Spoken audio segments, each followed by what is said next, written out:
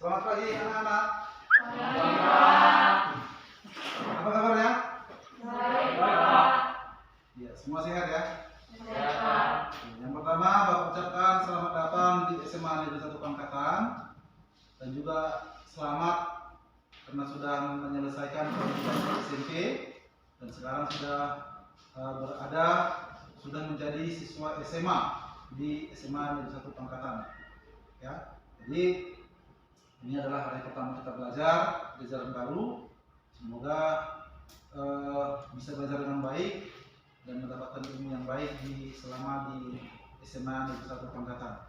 Ya, jadi sebelum kita mulai pembelajaran kita, sebaiknya kita berdoa menurut agama dan kepercayaan kita masing-masing. Dan saya minta yang memimpin doa kita adalah si Jeki Trisno Putra Putra. Silakan Jeki. Sebelum mulai pelajaran kita, mari kita berdoa menurut agama kepercayaan kita masing-masing. Berdoa dulu lah.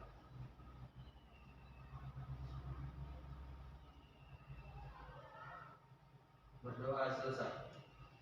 Ya, terima kasih buat si Jeki yang sudah memimpin kita berdoa. Dan untuk menimbulkan semangat nasionalisme kita, Bapak ajak kita untuk bernyanyi lagu nasional, ya, yaitu lagu Indonesia Raya. Bapak undang semua untuk berdiri.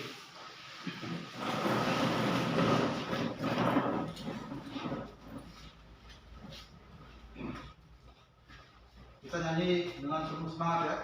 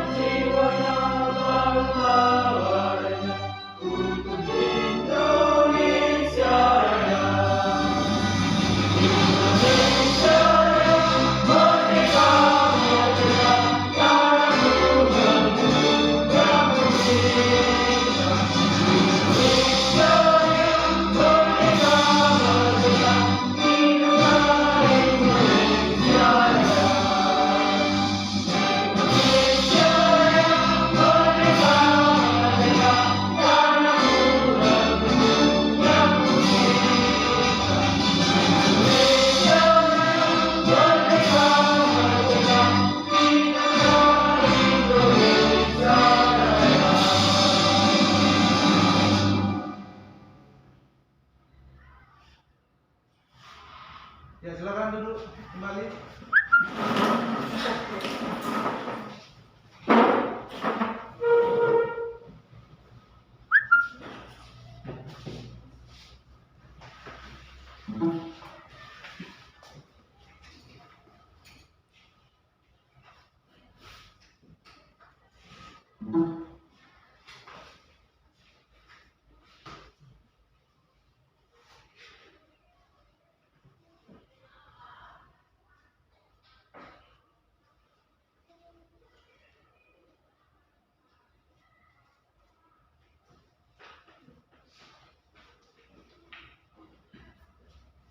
Ya, jadi pertama sekali pertemuan pertama kita ya di SMA. Jadi sebelum kita mulai pembelajaran kita, coba dulu diperhatikan di bawahnya ada sampahnya. Kalau ada sampah, silakan dibuang ke tempatnya. Sudah? Oke. Ya, ada yang ingat waktu ketika SMP belajar untuk PKN materinya apa yang terakhir kali? Semangat dan komitmen persatuan dan kesatuan. Semangat?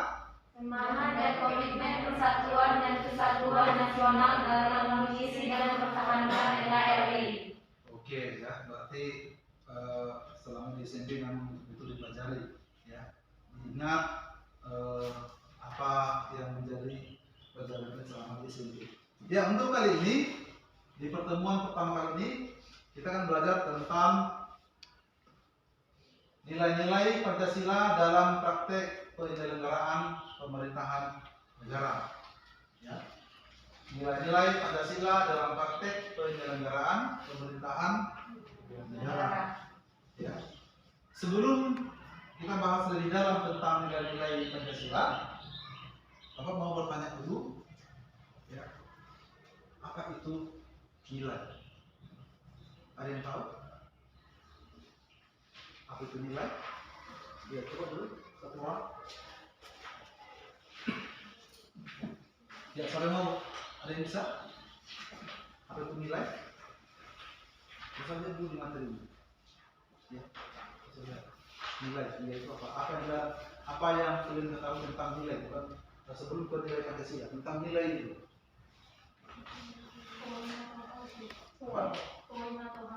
Poin atau hasil.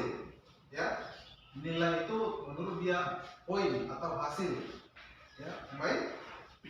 Lagi dulu. Apa itu nilai? Silakan. Selamanya sini. Jadi nilai. Apa yang tahu tentang nilai? Hasil. Ya. Hasil berarti bisa dikatakan nilai itu adalah hasil yang dicapai ya. Ada poin, ada angka atau sesuatu yang berharga, itu nilai kan? Nanti sesuatu berharga itu memiliki nilai. Contohnya uang. Uang mempunyai nilai ya. Mempunyai nilai berharga sehingga dijadikan sebagai alat tukar. Ya, itu adalah tentang nilai. Tetapi dalam pembahasan kita di sini adalah nilai Pancasila. Ya, nilai Pancasila dalam praktek penyelenggaraan pemerintahan negara. Ya, nilai Pancasila dalam praktek penyelenggaraan negara. Ya, kita perhatikan di sini. Ya, yang pertama kita mengupas tentang penyelenggaraan kekuasaan negara. Ya, apa tujuannya kita belajar tentang nilai-nilai Pancasila ini? Ya, tujuan kita belajar mempelajari tentang nilai-nilai Pancasila ini, yang pertama adalah agar siswa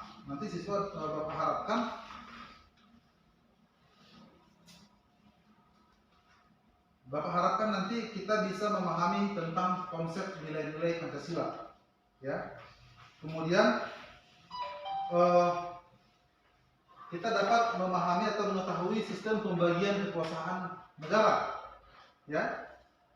Yang berikutnya, setelah kita mempelajari materi ini, nanti siswa Bapak harapkan dapat mempresentasikan tentang nilai-nilai Pancasila atau analisis daripada sistem pembagian kekuasaan negara yang terdapat dalam materi kita ini.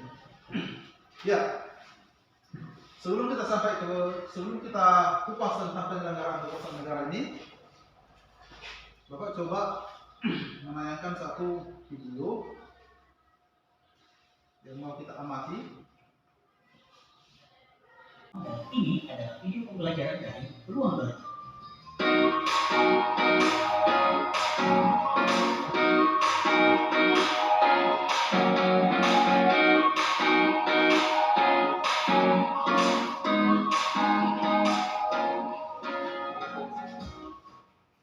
Di video kali ini kita akan belajar mengenai materi nilai-nilai Pancasila dalam praktek penyelenggaraan pemerintahan negara, yaitu tentang sistem pembagian kekuasaan negara Republik Indonesia. Bagian yang pertama, macam-macam kekuasaan negara. Pasti akan muncul pertanyaan, kekuasaan itu apa sih? Nah, secara sederhana, arti kekuasaan dapat diartikan sebagai kemampuan seseorang untuk mempengaruhi orang lain supaya melakukan tindakan-tindakan yang dikehendaki atau diperintahnya. Pertanyaan selanjutnya, apa saja kekuasaan negara itu? Mari kita lihat teori dari para ahli. Yang pertama yaitu John Locke. Menurut John Locke, kekuasaan negara dapat dibagi menjadi 3 macam, yaitu kekuasaan legislatif, kekuasaan eksekutif, dan kekuasaan federatif. Kekuasaan legislatif menurut John Locke yaitu kekuasaan yang membuat atau membentuk undang-undang. Kemudian kekuasaan eksekutif yaitu kekuasaan untuk melaksanakan undang-undang, termasuk kekuasaan untuk mengadili setiap pelanggaran terhadap undang-undang tersebut. Sedangkan kekuasaan federatif menurut John Locke yaitu kekuasaan untuk melaksanakan hubungan dengan luar negeri. Kemudian pendapat-pendapat John Locke tersebut disempurnakan lagi oleh Montesquieu. Menurut Montesquieu, kekuasaan legislatif yaitu kekuasaan untuk membentuk atau membuat undang-undang, sama seperti John Locke. Kemudian kekuasaan eksekutif yaitu kekuasaan untuk melaksanakan ketentuan undang-undang tersebut. Kemudian kekuasaan yudikatif menurut Montesquieu yaitu kekuasaan untuk mempertahankan undang-undang, termasuk kekuasaan untuk mengadili setiap pelanggaran undang-undang. Nah, seperti yang dijelaskan tadi, pendapat dari Montesquieu ini adalah merupakan penyempurnaan dari pendapat John Locke. Kekuasaan federatif oleh Montesquieu dimasukkan ke dalam kekuasaan eksekutif. Fungsi mengadili dijadikan kekuasaan yang berdiri sendiri. Ketiga kekuasaan tersebut dilaksanakan oleh lembaga-lembaga yang berbeda yang sifatnya terpisah. Teori ini kemudian disebut trias politika. Selanjutnya kita masuk di bagian yang kedua, konsep pembagian kekuasaan di Indonesia. Bagaimana sih konsep trias politika di Indonesia? Yang pertama adalah lembaga eksekutif. Di dalamnya ada presiden dan wakil presiden, dan lembaga kementerian dan non-kementerian. Yang kedua, lembaga legislatif. Di dalamnya ada MPR dan DPR. Dan yang ketiga, lembaga yudikatif. Di dalamnya Mahkamah Agung, Mahkamah Konstitusi, dan Komisi Yudisial. Lalu, apa sebetulnya konsep pemisahan dan pembagian kekuasaan itu? Kusnadi dan Ibrahim, menurut mereka, istilah pemisahan kekuasaan dan pembagian kekuasaan merupakan dua istilah yang memiliki pengertian yang berbeda. Menurut mereka, pemisahan kekuasaan berarti kekuasaan negara itu terpisah-pisah dalam beberapa bagian, baik mengenai organ maupun fungsinya. Artinya, lembaga eksekutif, legislatif, dan yudikatif merupakan lembaga yang terpisah, berdiri sendiri tanpa memerlukan koordinasi kerjasama. Sedangkan pembagian kekuasaan menurut mereka adalah membagi kekuasaan negara dalam beberapa bagian, yaitu legislatif, eksekutif, dan yudikatif, tetapi tidak terpisahkan. Yang artinya, di antara bagian-bagian ini dimungkinkan adanya koordinasi dan kerjasama, adanya sebuah sistem saling membutuhkan, melengkapi, dan mengawasi jalannya sebuah pemerintah negara. Lalu, bagaimana dengan sistem kekuasaan di Indonesia? Mekanisme pembagian kekuasaan di Indonesia diatur sepenuhnya di dalam Undang-Undang Negara Republik Indonesia tahun 1945.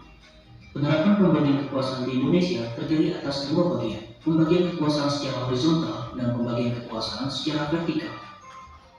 Pembagian kekuasaan horizontal berdasarkan Undang-Undang Dasar Negara Republik Indonesia tahun 1945, secara horizontal pembagian kekuasaan negara dilakukan pada tingkat pemerintahan pusat dan pemerintahan daerah yang masing-masing di dalamnya terdapat tiga jenis kekuasaan inti, yaitu eksekutif, legislatif, dan yudikatif.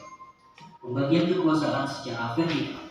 Pasal 18 ayat 1 Undang-Undang Dasar Negara Republik Indonesia tahun 1945 menyatakan bahwa Negara Kesatuan Republik Indonesia dibagi atas daerah-daerah yang tiap-tiap daerah provinsi, kabupaten, dan kota mempunyai pemerintahan daerah yang diatur dengan undang-undang. Berdasarkan ketentuan tersebut, pembagian kekuasaan secara vertikal di Indonesia berlangsung antara pemerintahan pusat hingga pemerintahan daerah. Kemudian pasal 18 ayat 5 Undang-Undang Dasar Negara Republik Indonesia tahun 1945 menyatakan pemerintah daerah menjalankan otonomi daerah seluas-luasnya, kecuali urusan pemerintahan yang oleh undang-undang ditentukan sebagai urusan pemerintahan pusat. Dengan asas tersebut, pemerintah pusat menyerahkan wewenang pemerintahan kepada pemerintah daerah otonomi untuk mengurus dan mengatur sendiri urusan pemerintahan di daerahnya, kecuali urusan atau kewenangan yang berkaitan dengan politik luar negeri, pertahanan, keamanan, justisi, agama, moneter, dan fiskal.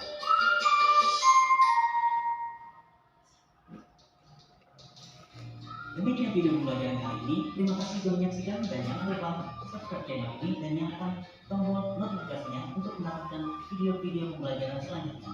Sampai jumpa.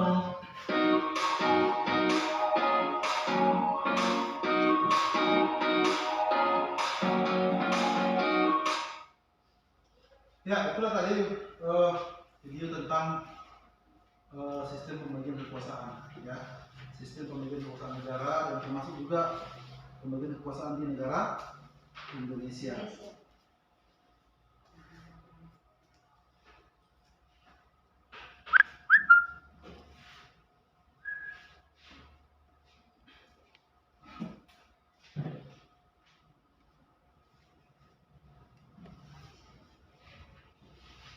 Ya, dari penayangan video tadi, kira-kira apa yang kalian perhatikan di situ?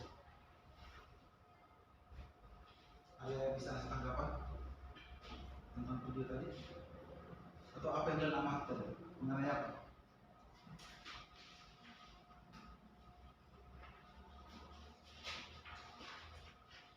Mengenai sistem?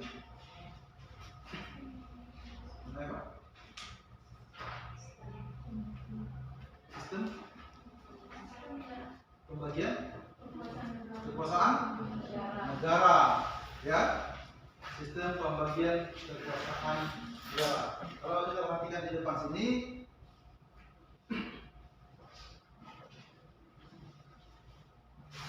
ya, kita akan mengupas penyelenggaraan kekuasaan negara, ya. Jadi bukan dari fungsi Kementerian Negara, kemudian ada sistem pembagian kekuasaan negara, yang ada kedudukan dan fungsi pemerintahan daerah dalam kerangka negara Kesatuan Republik Indonesia. Ya, tadi ada macam-macam kekuasaan negara. Setelah kita amati tadi, ada beberapa ahli menyampaikan pendapatnya atau mengemukakan pendapatnya tentang kekuasaan negara. Yang pertama tadi siapa? John Locke, ya. Ya, itu tulisannya John Locke, bacanya John. Ya. Ya. Apa tadi? Menurut dia apa tadi? Apa? Kekuasaan Legislatif. legislatif. Coba diperhatikan di bukunya. Kekuasaan legislatif menurut John Locke. Kalau menurut dia, ya, menurut dia, yang pertama adalah legislatif, kemudian, ya, legislatif, eksekutif, dan federatif. Ya. Kalau menurut dia legislatif itu apa?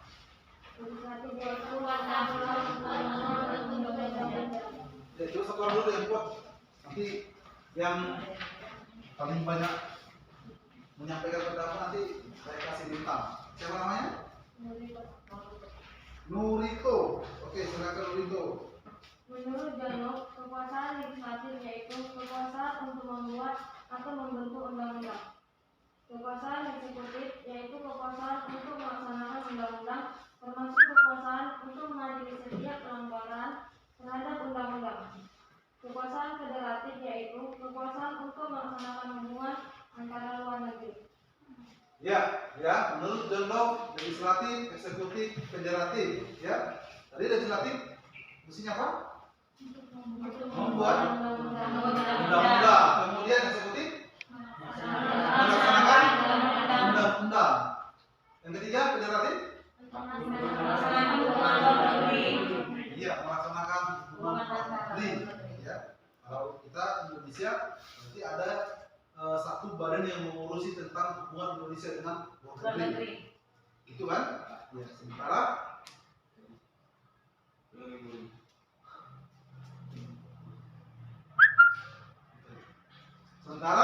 legislatif tadi tentang membuat undang-undang, kemudian eksekutif menjalankan.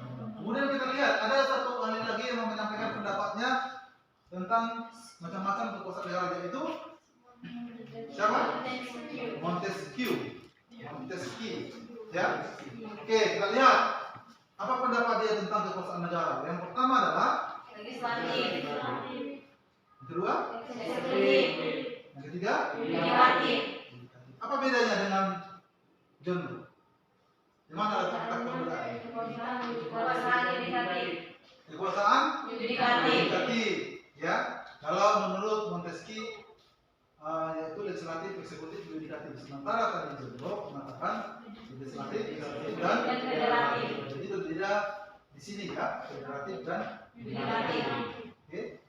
Kalau menurut Montesquieu, ya, kekuasaan legislatif itu apakah sama dengan yang disampaikan oleh si John Locke? Sama, Pak. Sama. Apa tadi? Kekuasaan Kekuasaan untuk membentuk undang-undang. Kekuasaan untuk Membentuk atau membuat undang-undang. membuat undang-undang. Oke. Bapak minta dulu satu orang, ya. Kalau eksekutif, menurut si Montesquieu, apa pendapatnya? Oke. Siapa?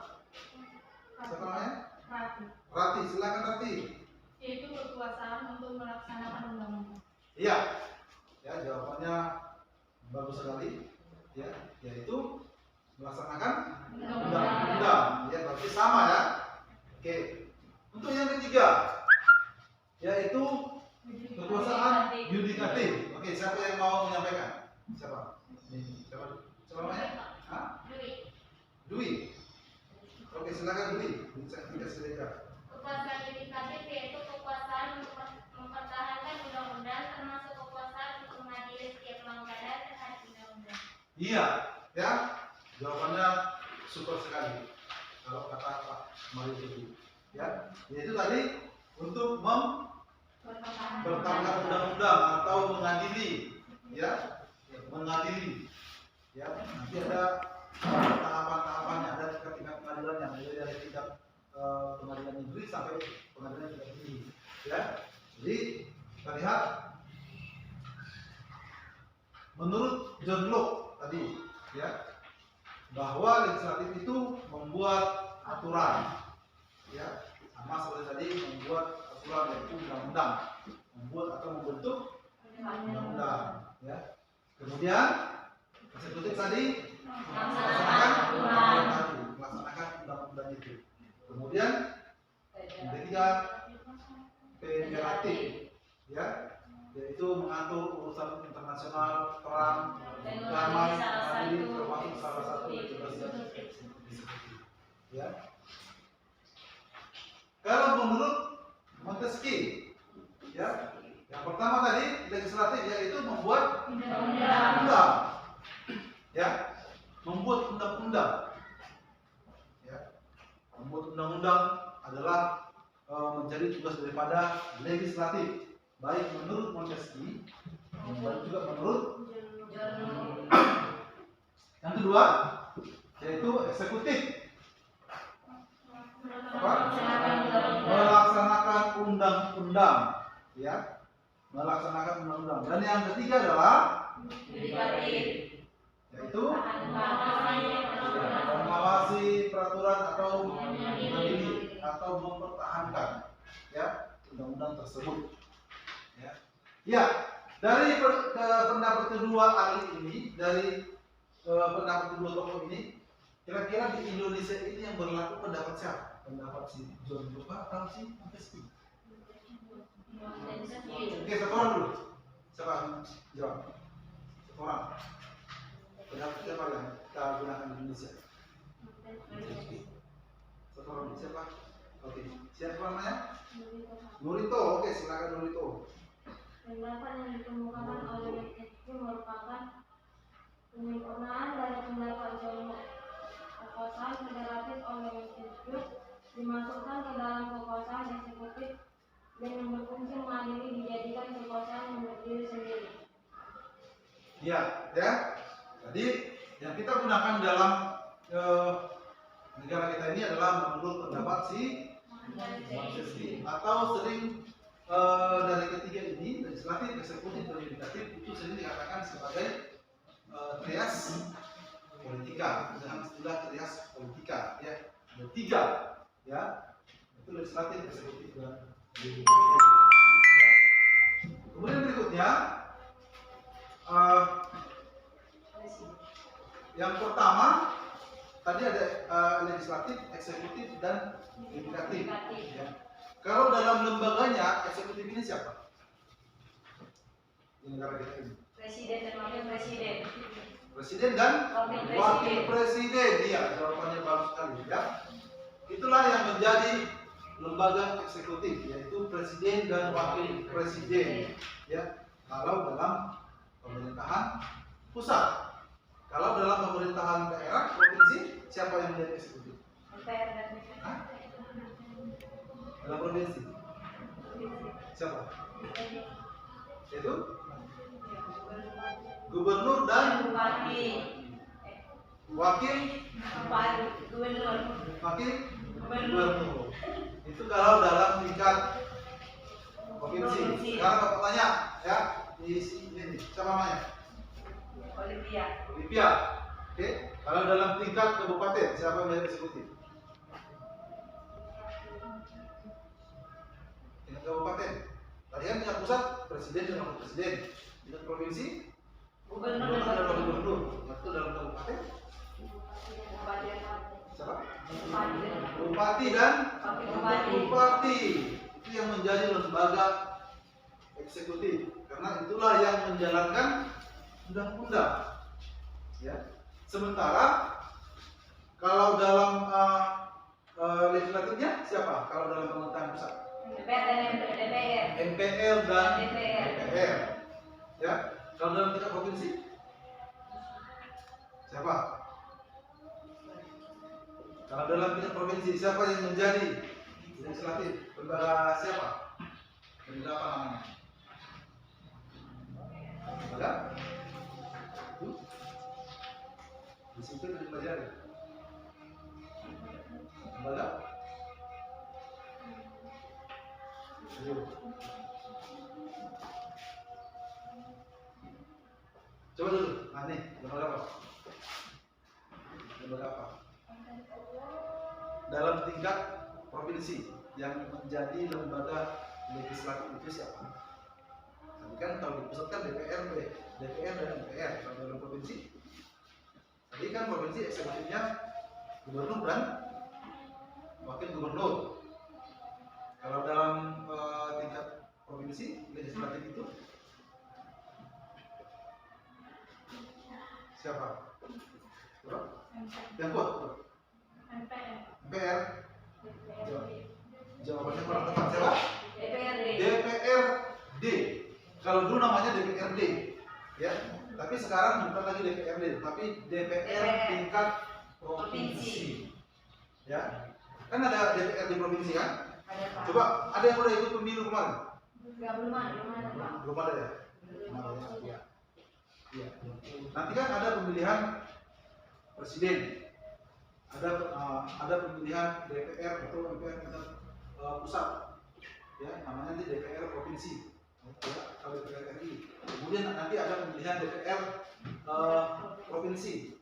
Kalau dulu namanya DPRD tingkat 1, DPRD tingkat 2, ya. Kalau sekarang nggak lagi DPR provinsi, DPR RI, ya. Kalau itu kabupaten DPR apa? DPR kabupaten, ya. Kalau kita DPR kabupaten, berarti yang menjadi legislatif di kabupaten adalah Labuhan Batu siapa? Yaitu DPR tingkat kabupaten Labuhan Batu. Ya, itu dia sistem pembagian kekuasaannya. Oke, jadi dalam lembaga eksekutif itu, ya, dalam lembaga eksekutif tadi pada tingkat pusat yaitu presiden. Nih, presiden. Jadi apa tugas presiden itu? Apa tugas presiden? Tugas presiden yang pertama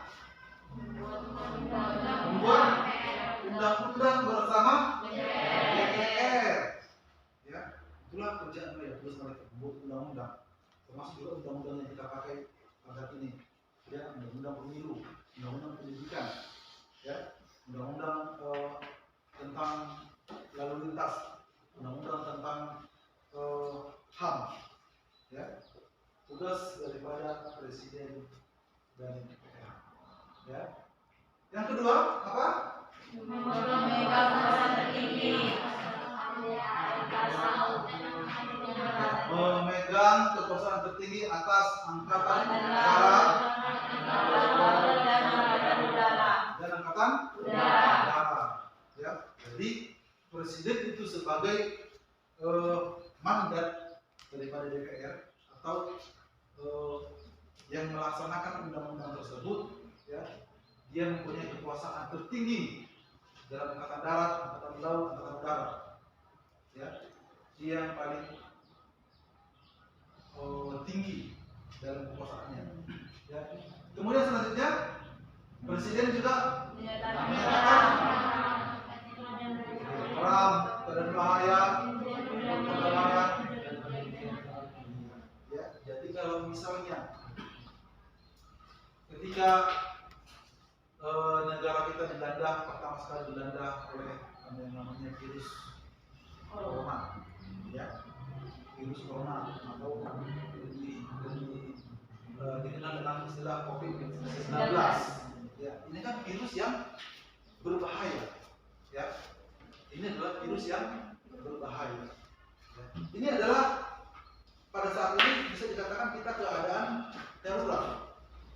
Ya, keadaan darurat. Jadi yang pertama sekali dalam cakupan negara ini, ya, yang mempunyai wewenang atau yang mempunyai kekuasaan untuk menyatakan bahwa negara kita ini ada dalam keadaan darurat, ya, yaitu tugasnya Presiden. Presiden menyatakan negara kita dalam keadaan darurat. Darurat apa? Darurat virus. Ya. Bisa juga Presiden menyatakan perang, ya, membuat perjanjian dengan luar Negeri. ya, atau menjalin kerjasama dengan luar negeri, ya, itu tugas presiden. Berikutnya Memberi gerasi dan rehabilitasi. Mahkamah Agung dan amnesti. iya, ya, salah satu tugas presiden adalah memberi gerasi. Gerasi ya, bukan garasi. Gerasi. Beda garasi dengan Gerasi. kalau garasi itu apa? Tempat mobil. Tempat mobil. Bukan mobil ya. Ya, itu garasi, bukan gerasi. Tapi ini gerasi, ya, gerasi dan rehabilitasi. Ya, presiden memberi gerasi atau rehabilitasi kepada seseorang, ya, kepada seseorang itu harus mendapat persetujuan daripada Mahkamah Agung. Mahkamah Agung. Ya. Kenapa harus mendapat persetujuan dari Mahkamah Agung? Ya, karena Mahkamah Agung lah yang dapat memberikan pertimbangan, ya, kepada seseorang layak enggak diberi gerasi atau rehabilitasi. Tapi tahu nggak gerasi itu apa? Dan tahu apa itu gerasi? Nah, coba lihat dulu kan, apa gerasi? Nanti kita selalu ngomong gerasi, rehabilitasi, tapi arti gerasi kita nggak tahu. Coba buka dulu yang bisa buat Google apa artinya gerasi dan rehabilitasi.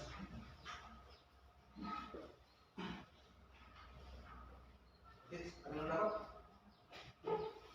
Satu dua.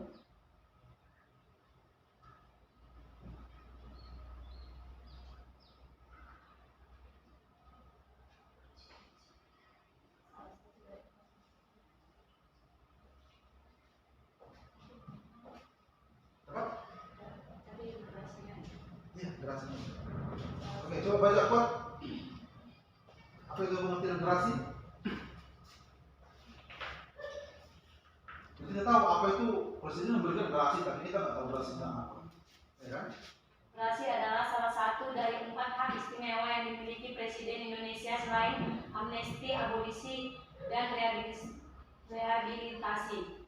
Gerasi biasanya dimulai dipertimbangkan ketika terpidana atau keluarga terpidana mengajukan permohonan gerasi.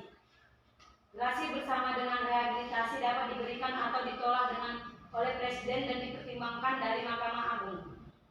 Oke, ya. Jadi gerasi itu diberikan kepada seseorang atas permohonan daripada orang tersebut. Contoh, misalnya orang yang terpidana, ya, kita ibaratkan ada orang yang terpidana mati, kemudian dia mengusulkan gerasi kepada presiden, ya, dan itu harus melalui persetujuan daripada Mahkamah Agung, layak tidak diberi gerasi, ya, atau pengampunan daripada presiden, ya, itu istilahnya. Kemudian rehabilitasi, ya.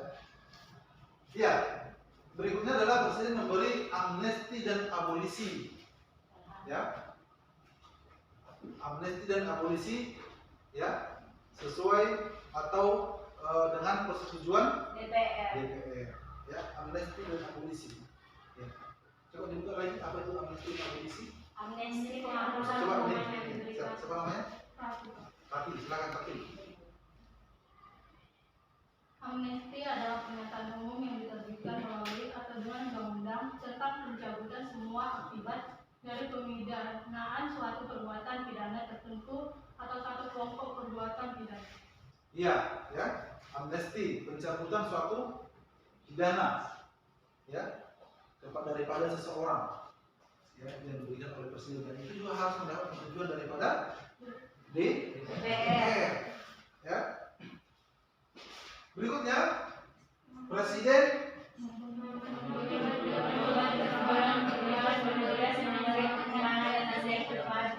Presiden. iya, presiden membentuk dewan pertimbangan, ya, bertugas untuk memberi nasihat kepada presiden. Jadi walaupun dia sudah presiden, dia tetap juga harus ada penasehatnya, ya, ada penasehat presiden. Jadi yang membentuk itu siapa? Presiden juga, ya. Kalau dulu sebelum di amandemen undang-undang kita, itu adalah sebuah lembaga, ya, sebuah lembaga namanya DPA, Dewan Pertimbangan Agung, ya, Dewan Pertimbangan Agung. Tugasnya memberikan pertimbangan atau memberikan nasihat kepada presiden. Daripada zaman sekarang, adalah namanya Dewan Pertimbangan Presiden dengan tugas yang sama. Ya, berikutnya adalah mengangkat menteri. Presiden mengangkat menteri. Kalau menurut undang-undang kita pasal 17, ya, pasal 17, presiden mengangkat menteri. Apakah harus dengan persetujuan DPR?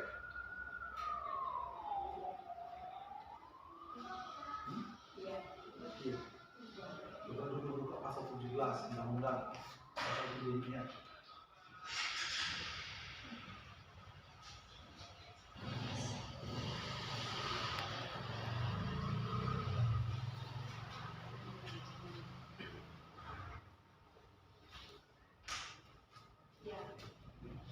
Bunyinya? Presiden dibantu oleh menteri-menteri negara. Menteri-menteri itu diangkat dan dilantikkan oleh presiden. Iya. Presiden dibantu oleh menteri-menteri Negara. negara. Ya.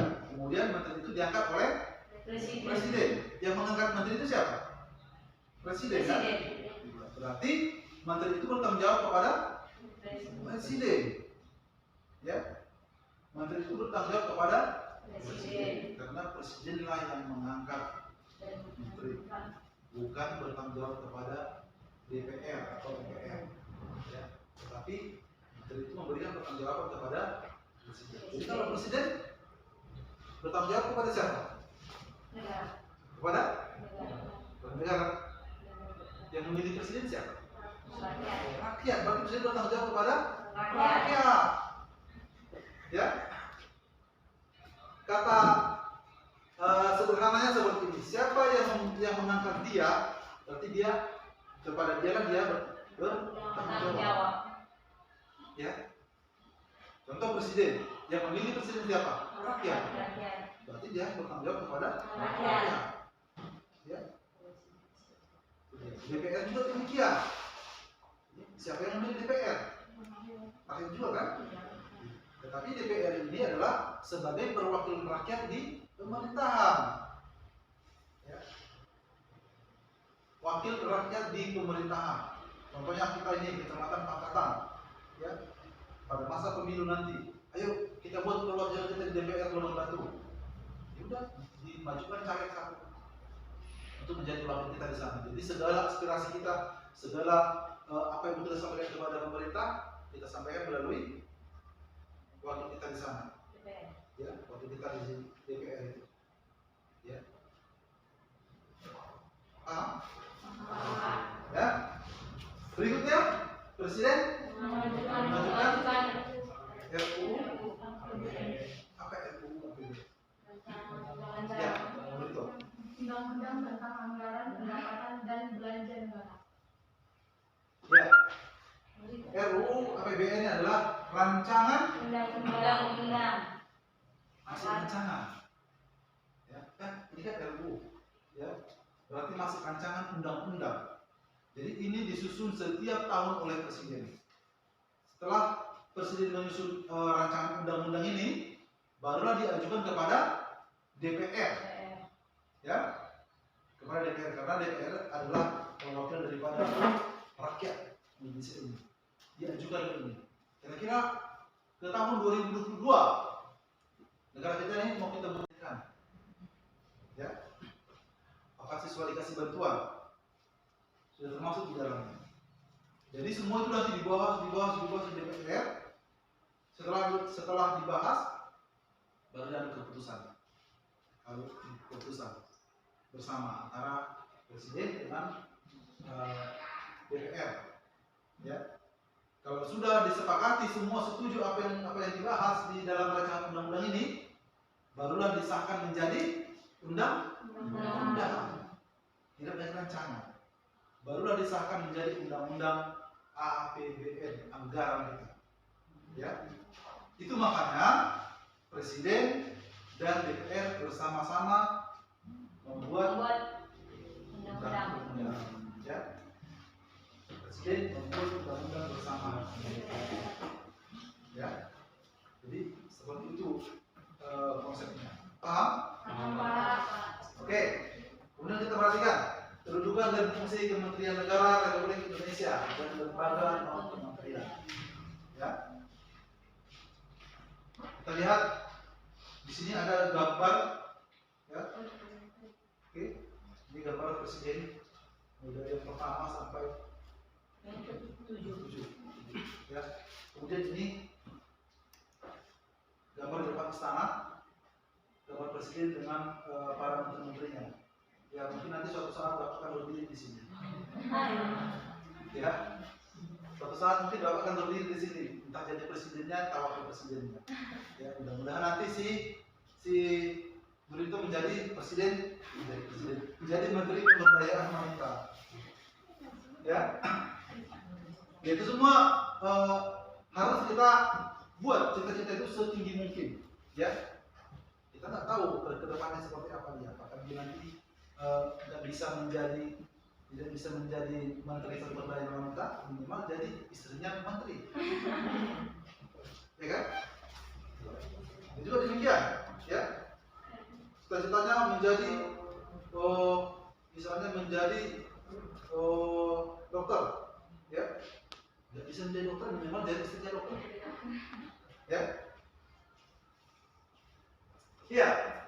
Klasifikasi Kementerian Negara Republik Indonesia itu ada pasal 15 ya Undang-Undang Republik Indonesia tahun 1945 ya. Kemudian ada Undang-Undang Nomor 39 tahun 2008 tentang Kementerian Negara ya, tentang Kementerian Negara. Di sini diatur tentang susunan kementerian itu, termasuk juga jumlahnya ya. Karena jumlah kementerian itu kan berbeda-beda dari dulu. Baru-baru ini kalau pernah dengar baru-baru ini Kementerian Pendidikan disatukan lagi ya digabungkan disatukan dengan Kementerian Riset dan Teknologi Kemdestek. Ya. Kemudian berikutnya klasifikasi Kementerian Negara. Ya. Yang pertama kementerian yang menangani urusan pemerintahan dan nomenklatur, ya. Nama kementeriannya secara tegas disebutkan dalam Undang-Undang Negara Republik Indonesia tahun 1945. Ya. Jadi tentang itu juga diatur dalam Undang-Undang kita. Yang kedua,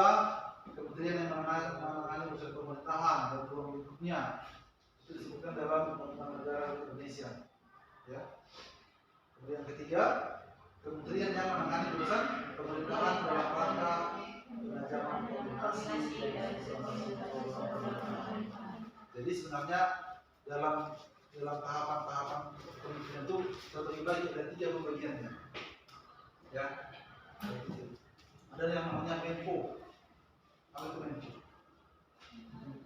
Menteri Koordinasi. Ya. Kemudian ada namanya menteri yang menangani yang menjadi kepala departemen. Ya. Contoh si Luhut Binsar Panjaitan itu menteri apa? Menteri koordinator. Dia kan Menko kan? Kemaritiman. Ya. Contoh, Menteri Koordinator Perekonomian, ya, Menteri Koordinator Perekonomian, ya, itu kan bisa istilahnya mengkoordinir beberapa menteri yang berhubungan dengan ekonomi. Ya. Kalau dalam pembagian menteri yang berhubungan dengan ekonomi, menteri apa sih? Menteri apa? Menteri Industri, apa lagi? Menteri Keuangan, apa lagi? Menteri Ekonomi. Ya, semuanya kan berhubungan dengan perekonomian kan? Jadi ini ada yang mengkoordinir satu menteri, namanya Menteri Koordinator Bidang Perekonomian. Ya. Kemudian berikutnya ada yang namanya kementerian. Ya. Apa itu kementerian? Kementerian.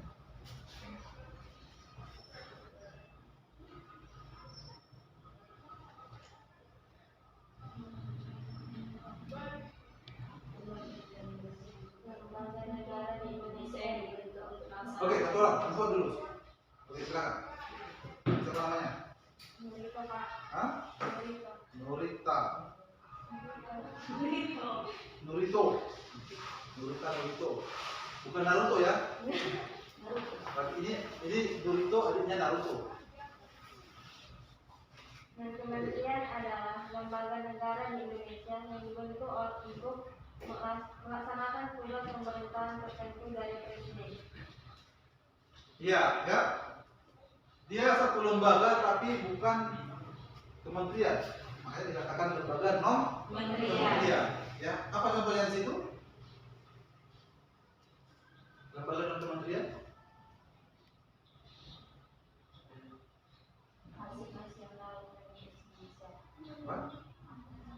Arsip Nasional Republik Indonesia. Ya, Arsip Nasional termasuk lembaga nasional. Dia lembaga nasional tapi non kementerian. Apa lagi? Badan Intelijen Negara. BIN, Badan Intelijen Negara. Dia kan lembaga, tapi bukan kementerian, bukan kementerian. Oke, apa lagi? BKN. B. Badan Kepegawaian Negara. Ya, BKN, Badan Kepegawaian Negara. Ya, kalau di tingkat nasional namanya BKN. Kemudian nanti ke provinsi ke daerah namanya BKD, Badan Kepegawaian Daerah. Ya, oke, apa lagi? Badan Kependudukan dan Keluarga Berencana Nasional. Apa itu kalau singkatan? BKBN. Hah? BKKBN. BKKBN. Apa lagi? BKPM. Apa itu? Badan Koordinasi Penanaman Modal. Iya, ya. Kemudian apa lagi? BIG. Hah? BIG. BIG. Iya, apa itu? Badan Informasi Geospasial. Iya. Apa lagi? BNN. Badan Narkotik Nasional. BNN, termasuk juga lembaga non kementerian, yaitu Badan Narkotika Narkotika Nasional. Apa lagi? Badan Meteorologi dan Klimatologi dan BMKG, Badan Meteorologi dan Geofisika. Apa lagi? Habis yang dibaca ya. Ya. Ya, itu dia lembaga-lembaga Non non kementerian. kementerian. Ya. Ya, dan itu semua diatur dalam Kepres nomor 103 tahun 2001. Apa Kepres? Keputusan Presiden. Ya. Kepres nomor 103 tahun 2001. Ya, kemudian tugas, fungsi dan Dan kewenangan kewenangan. juga diatur dalam Kepres ini. Ya. Termasuk tadi beberapa lembaga yang sudah kita bacakan tadi. Ya, susunan organisasi, tata kerjanya, ya, ini tadi sebagiannya, ya. Ada Andri, BKN, ya. Andri tadi apa? Kasih, ya. Bin, ini Bin, BKN, badan Pegawai negara. Kalau dalam badan kepegawaian negara termasuk juga bapak di dalamnya, ya, yang mengurusi tentang kami, ya, yang mengurusi tentang pegawai negeri atau aparatus di negara. Kalau dulu namanya kan PNS, kalau kami sekarang namanya bukan PNS lagi, ASN, ya, ASN, aparatur sipil negara. Tapi perubahan ini masih belum familiar, benar-benar kami hanya sebatas kami, ya, menganggap ASN, ya, bukan lagi PNS namanya, ya. Kemudian ada BKPN, BKPN, BKPN, ya. Kemudian aktualisasi nilai-nilai Pancasila, ya, aktualisasi nilai-nilai Pancasila, ya, dalam pemerintahan negara Republik Indonesia. Ya, dalam kehidupan bermasyarakat menuju Indonesia yang maju, mandiri dan berjaya diri, ya, itulah aktualisasinya. Ya, tujuannya apa? Ya, untuk Indonesia yang maju, mandiri dan berjaya diri. Ya. Ada tantangan eksternal bangsa Indonesia. Ya, tantangannya yaitu pengaruh Globalisasi kehidupan yang semakin luas dan persaingan antar bangsa yang semakin tajam. Ya, ini tantangan eksternal bangsa Indonesia. Itu pengaruh globalisasi kehidupan yang semakin meluas, ya, dan persaingan antar bangsa semakin tajam. Sekarang saja dalam masa COVID-19 ini, masa pandemi 19 ini, negara-negara juga bersaing, kan? Negara-negara juga bersaing menciptakan vaksin, berlomba-lomba menciptakan vaksin, ya. Vaksin siapa yang paling hebat? Kan itu sekarang. Jadi negara-negara juga bersaing, punya saingan, bersaing dalam membuat satu produk, ya, bantu produk kesehatan, teknologi dan lain-lain. Ya. Itu yang menjadi tantangan eksternal bangsa Indonesia. Termasuk juga negara kita ini juga ikut juga, ya, bagaimana Indonesia ini bermaju. Ya. Kemudian globalisasi memang sebuah keniscayaan yang tidak mau harus dihadapi oleh negara maupun dunia. Dia mampu memberi paksaan kepada setiap negara untuk membuka diri, ya. Ya, kemudian ada perlunya mempertahankan identitas nasional, ya, mempertahankan identitas nasional. Apa identitas kita? Salah satu identitas kita yang menjadi ciri khas kita adalah Pancasila. Ya, Pancasila. Jadi semua peraturan, semua produk yang dibuat di negara kita ini, ya, harus sesuai dengan Pancasila. Ya. Kemudian tadi ada tantangan eksternalnya, sekarang ada tantangan internal. Ya. Kalau tantangan internal berarti tantangan dari dalam negara itu sendiri, kan? Kalau eksternal kan keluar, ya. luar, atau tantangan yang datang dari luar negara.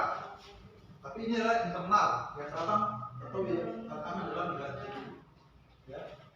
Secara alamiah memiliki 3 karakteristik utama, yaitu secara geografis, ya, yang kepulauan dengan lebih 17.000 pulau. Bayangkan negara kita ini sampai 17.000 pulau, ya, termasuk Pulau Bangka. Kenapa kata Pulau Bangka? Kampung siapa Pulau Bangka? Pulau Bangka. Hah? Pulau Bangka. Nah, kan? Berarti kan termasuk itu, kan? Ya, ya. Tadi dari segi geografis, kemudian dari sumber daya alam yang berlimpah, ya. Kemudian dari demografis, ya, apa itu demografis? Demografis.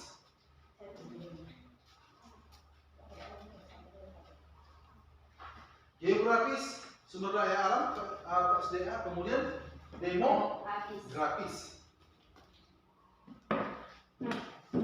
Demografis.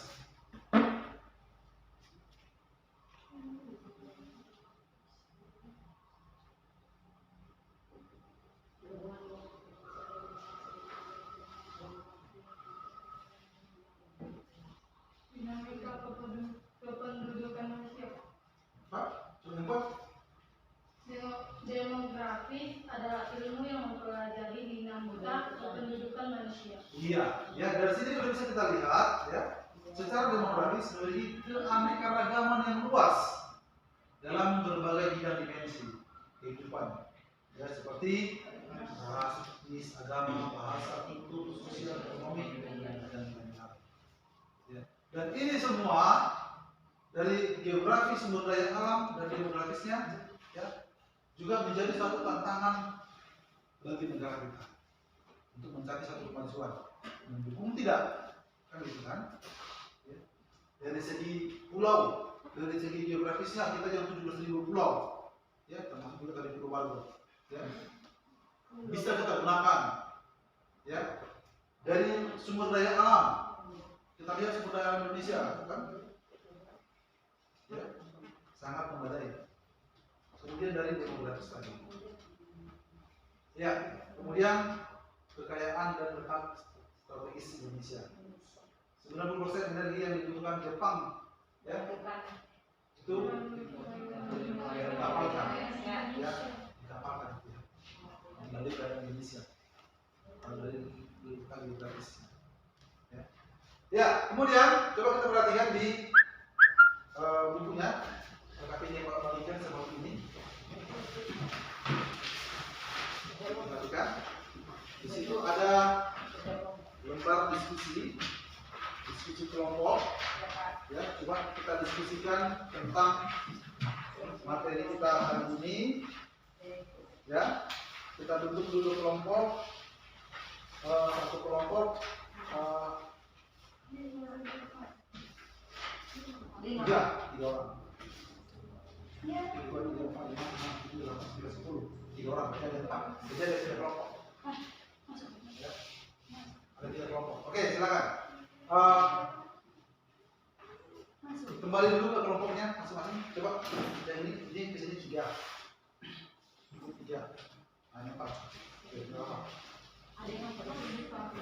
Oke. Kemudian hasil diskusinya dituliskan di sini, ya, di resume kelompok ini. Bisa kan? Ya, setelah didiskusikan nanti kita presentasikan, ya, saat kami sama teman-teman. Bisa? Oke, Bapak kasih waktu 30 menit. Silakan.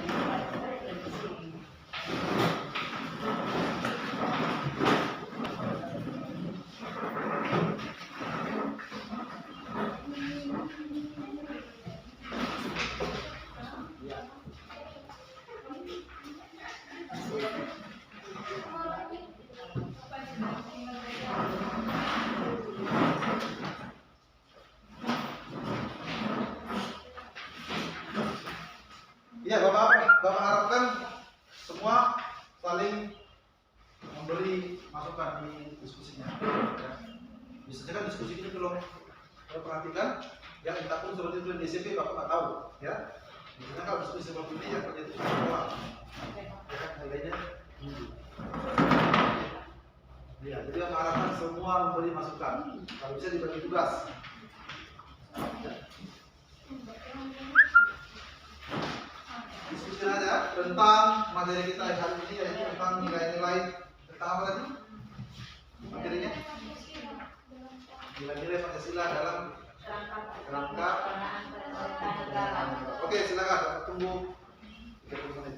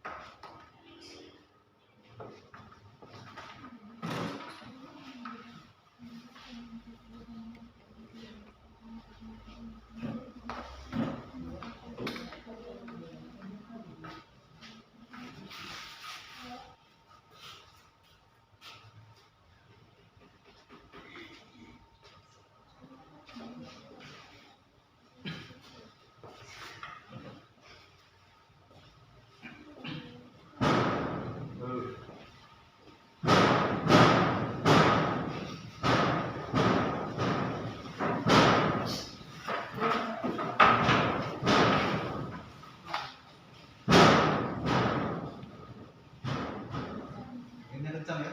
Iya. Jadi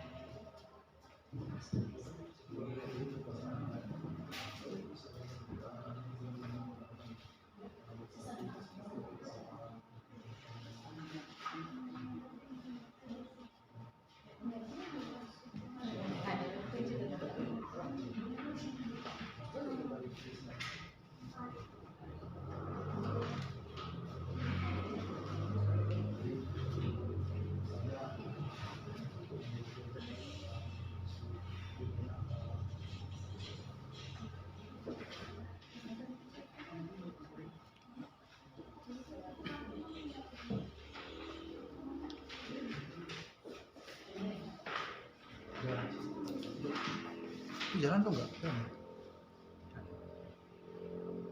Masih 24 menit. Kan stop ya? Iya, tadi berdua sih. Tadi apa? Lu sendiri. Tadi ada kan?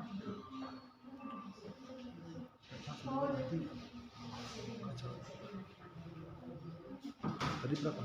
30 kan? 30 tambah ini 25 berarti 30 80 kan? Ya, oke. 50. Pokoknya jangan sampai ada yang berhenti ya. Ini masalah ujung-ujungnya bisa apa? Sekarang apa berjalan orang itu, pas bapak dekati bisa dicuci terus. Jadi jangan aku motong di ke CCTV. Karena dari sana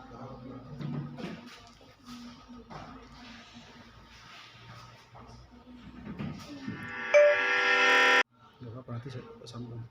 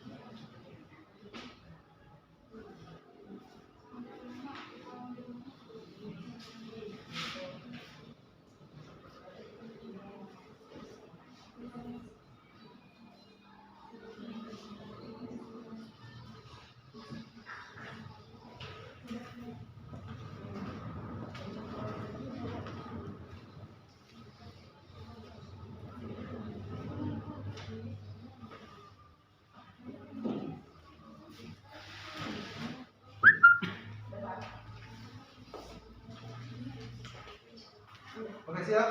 Siap, Pak.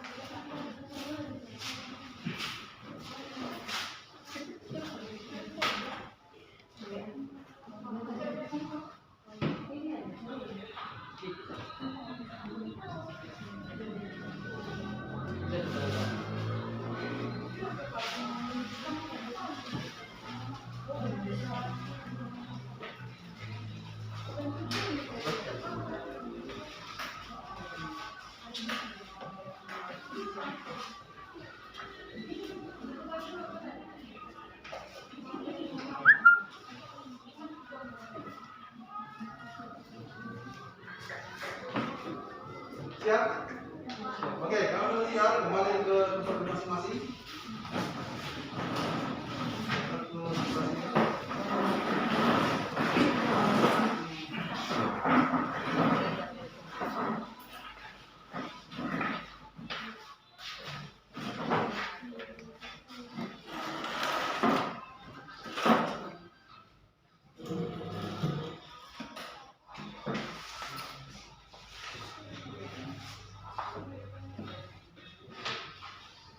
Oke. Sudah siap semua? Oke. Iya. Kelompok berapa yang mau kita presentasi? Kelompok apa? Oke, kelompok 1 di belakang. Oke, silakan. Yang kami diskusikan adalah nilai-nilai Pancasila dapat merupakan landasan atau pegangan dasar bagi masyarakat Indonesia dalam mengalami kehidupan berbangsa dan bernegara. Menurut John Locke, kekuasaan negara itu dibagi menjadi 3. Adapun itu yaitu kekuasaan legislatif yang merupakan kekuasaan membuat dan membentuk undang-undang. 2. Kekuasaan eksekutif yaitu kekuasaan untuk melaksanakan undang-undang termasuk juga untuk mengadili undang-undang. Yang ketiga, kekuasaan federatif yaitu kekuasaan untuk melaksanakan hubungan luar negeri. Dan menurut Montesquieu, kekuasaan negara dibagi menjadi 3, yaitu sebagai berikut. 1. Kekuasaan legislatif sama seperti menurut John Locke untuk membuat dan membentuk undang-undang. 2. Kekuasaan eksekutif yaitu kekuasaan untuk melaksanakan undang-undang. Dan ketiga adalah kekuasaan yudikatif yaitu kekuasaan untuk melaksanakan undang-undang dan untuk mengadili setiap pelanggaran undang-undang. Kekuasaan federatif oleh Montesquieu dimasukkan ke dalam kekuasaan eksekutif dan yang berfungsi untuk mengadili dijadikan kekuasaan yang berdiri sendiri. Lembaga eksekutif yang mencakup adalah presiden dan wakil presiden. Lembaga legislatif yang mencakup yaitu MPR dan DPR. Dan sedangkan lembaga yudikatif yang mencakup adalah Mahkamah Agung dan Mahkamah Konstitusi. Pembagian kekuasaan secara horizontal yaitu pembagian kekuasaan menurut fungsi lembaga-lembaga tertentu atau legislatif, eksekutif, dan yudikatif. Sedangkan pembagian kekuasaan secara vertikal merupakan pembagian kekuasaan yang berdasarkan tingkatnya yaitu pembagian kekuasaan antara beberapa tingkat pemerintahan. Sekian dan terima kasih. Ya, ini tepuk tangan dulu untuk kelompok 1. Iya, mereka sudah menyampaikan hasil daripada diskusi mereka, ya, bahwa sistem pembagian kekuasaan negara itu disampaikan beberapa ahli. Yang pertama tadi menurut John Locke, yang kedua menurut Montesquieu. Ya, ada yang mau menanggapi dari kelompok lain? Saya dari kelompok ada yang mau menanggapi?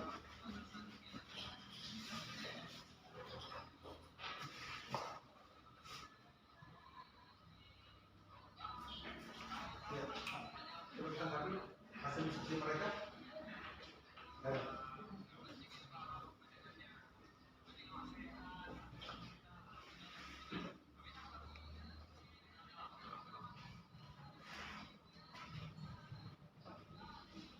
Ada?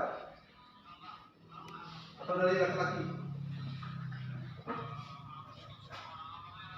Silakan, kalau ada yang menanggapi hasil diskusi pada kelompok 1, silakan.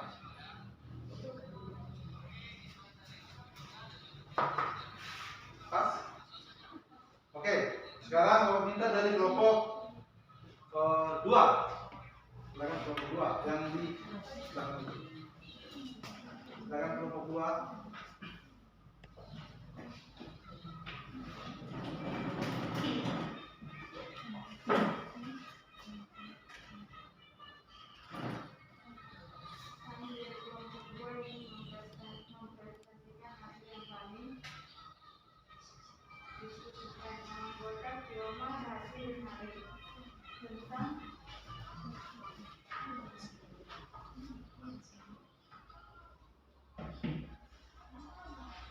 Tentang nilai-nilai Pancasila dalam penyelenggaraan pemerintahan.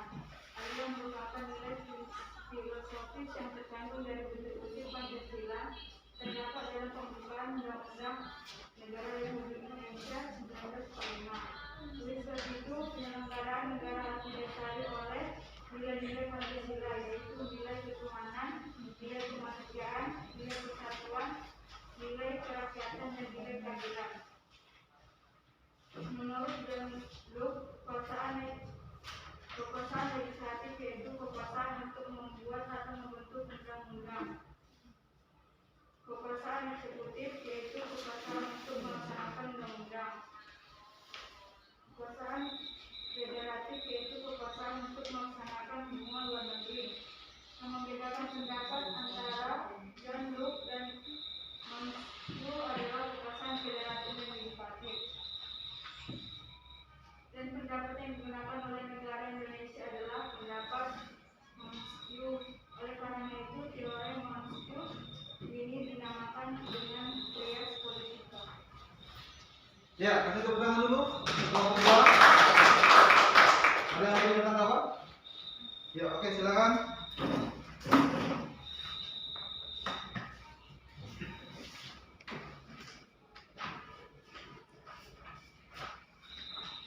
Yang kita pelajari adalah nilai-nilai Pancasila dalam kerangka praktik penyelenggaraan pemerintahan negara.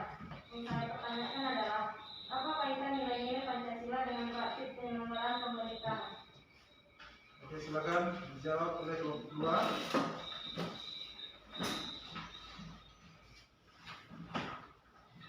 Apa kaitan Nilai-nilai Pancasila Pancasila dengan praktik dengan penyelenggaraan praktik penyelenggaraan pemerintahan negara? Oke, silakan kelompok 2. Apa kaitannya?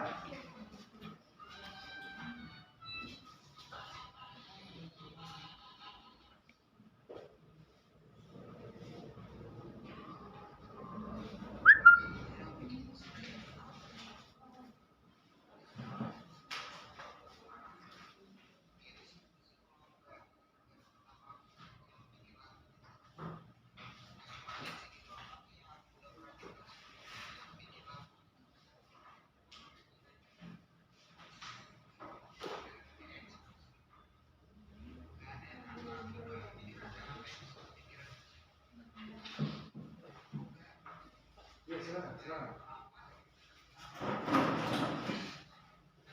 Kaitan nilai-nilai Pancasila dengan praktik penyelenggaraan pemerintah yaitu nilai-nilai Pancasila harus tetap berpegang teguh dalam praktik penyelenggaraan negara karena tanpa berpedoman pada Pancasila maka akan terdapat begitu banyak penyelewengan atau penyimpanan yang dilakukan oleh aparatur negara. Iya, bagaimana? Oke, ya. Kasih tepuk tangan dulu. Oke, yang terakhir ya. Kita dengarkan presentasi dari kelompok 3. Silakan kelompok 3. Kami dari kelompok 3 yang mempresentasikan hasil diskusi kami yang berjudul nilai-nilai Pancasila dalam kerangka praktik penyelenggaraan pemerintahan negara. Di mana di sini nilai Pancasila dalam penyelenggaraan pemerintahan negara yaitu yang pertama, segala bentuk peraturan selalu berpedoman dan tidak melanggar perintah agama, mengutamakan pada ketuhanan yang Maha Esa. Yang kedua yaitu segala peraturan pemerintah harus mengindahkan hak asasi manusia, tidak mempromosikan kegiatan yang merugikan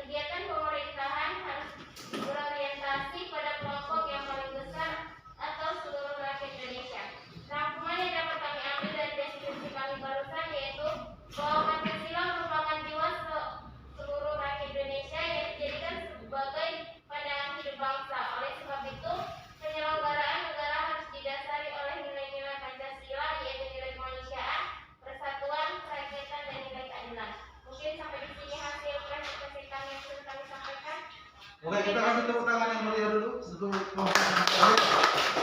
Ya. Ada yang memberikan tanggapan? Oke, silakan. Apa akibatnya jika penyelenggaraan pemerintahan negara Indonesia tidak sesuai dengan nilai Pancasila? Oke, silakan dijawab. Apa akibatnya jika Penyelenggaraan penyelenggaraan pemerintahan negara tidak sesuai dengan Pancasila. Pancasila? Oke, silakan. Berarti kira-kira kalau misalnya dalam menjalankan pemerintahan negara tidak sesuai dengan nilai-nilai Pancasila, ya kira-kira apa akibatnya? Kan gitu kan? Itu kelompok satu. Oke, silakan. Negara pemerintah tidak melaksanakan nilai-nilai Pancasila adalah negara akan terpecah belah dan tidak adanya persatuan antar masyarakat, tidak adanya persatuan dan kesatuan antara masyarakat hingga bangsa. Oke, negara bisa jadi terpecah belah akibat dari penyelenggara pemerintahan negara tidak menjalankan pemerintahan sesuai dengan nilai-nilai Pancasila. Oke, bisa diterima? Oke, ya. Terima kasih semua atas hasil presentasi yang sudah disampaikan. Sekarang setelah kita selesai diskusi, coba dilihat lagi ini tempat kerjanya. Tempat kerjanya. Oke.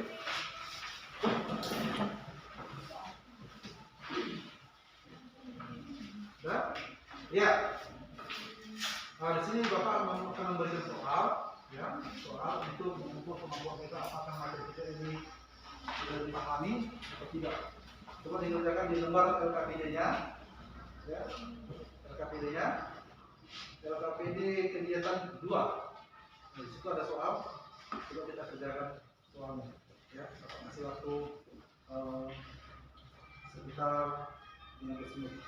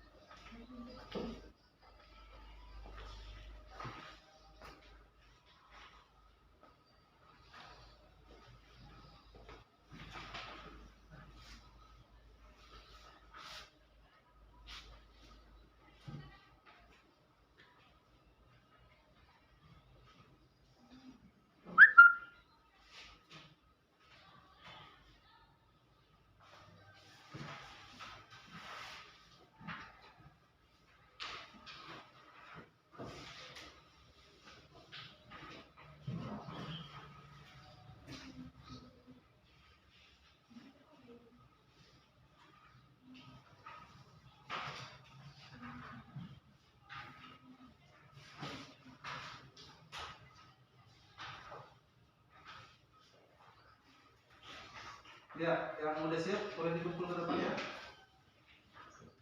Udah siap.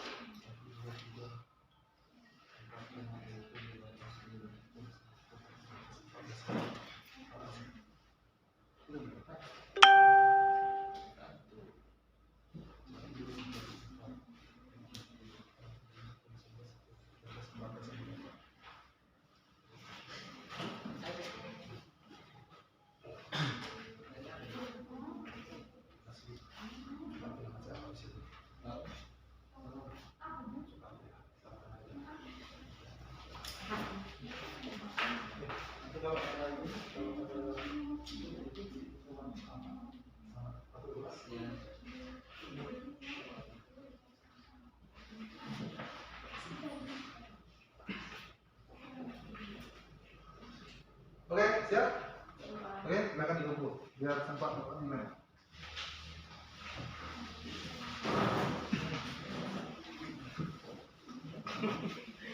Ini nggak ada yang ngerjain. Oke, silakan.